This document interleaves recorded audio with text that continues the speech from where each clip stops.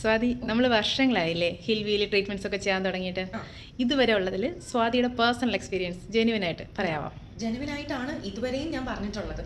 എന്നെ ഫോളോ ചെയ്യുന്ന, എന്നെ അറിയുന്ന ആൾക്കാർക്ക് എല്ലാവർക്കും അറിയാം. ഞാൻ ഏറ്റവും കൂടുതൽ ആർക്കാണെങ്കിലും സജസ്റ്റ് ചെയ്തിട്ടുള്ളതും ഞാൻ ഏറ്റവും കൂടുതൽ വന്നിട്ടുള്ളതും ഹിൽവ്യൂവിലാണ്.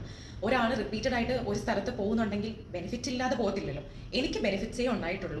എനിക്ക് എന്ത് ഡൗട്ട്സ് ഉണ്ടെങ്കിലും ഒരു പാർലറിൻ്റെ ഓണർ അല്ലെങ്കിൽ ഒരു മേക്കപ്പ് ആർട്ടിസ്റ്റിനേക്കാൾ ഉപരി എനിക്കൊരു സ്വന്തം സിസ്റ്ററിൻ്റെ അടുത്ത് ചോദിക്കുന്ന പോലെ എന്ത് ഡൗട്ട്സും ചേച്ചിയുടെ അടുത്ത് ചോദിക്കാം.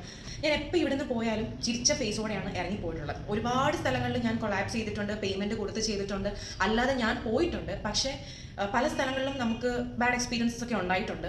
ഞാൻ പെർട്ടിക്കുലറായിട്ട് സ്ഥലമൊന്നും മെൻഷൻ ചെയ്യുന്നില്ല, ഒരുപാട് സ്ഥലങ്ങളിൽ ഉണ്ടായിട്ടുണ്ട്. പക്ഷേ ഇവിടെ നിന്ന് എന്ന് ഞാൻ ആ ഡോറ് കയറി വരുന്ന ചിരിയോടുകൂടി വരുന്നുണ്ടോ അതേ ചിരിയോടുകൂടിയാണ് ഞാൻ തിരിച്ചും പോകുന്നത്. വേറൊരു രൂപത്തിലായിരിക്കും ഇങ്ങോട്ട് വരുന്നത്. ഇവിടെ നിന്ന് പോകുമ്പോൾ എനിക്ക് റിയൽ ഫേസ്, റിയൽ സ്വാതിയായിട്ട് തിരിച്ചു പോകാൻ പറ്റുന്നുണ്ടെങ്കിൽ അതിൻ്റെ ഫുൾ ക്രെഡിറ്റ് പ്രിയ ചേച്ചിക്കാണ്.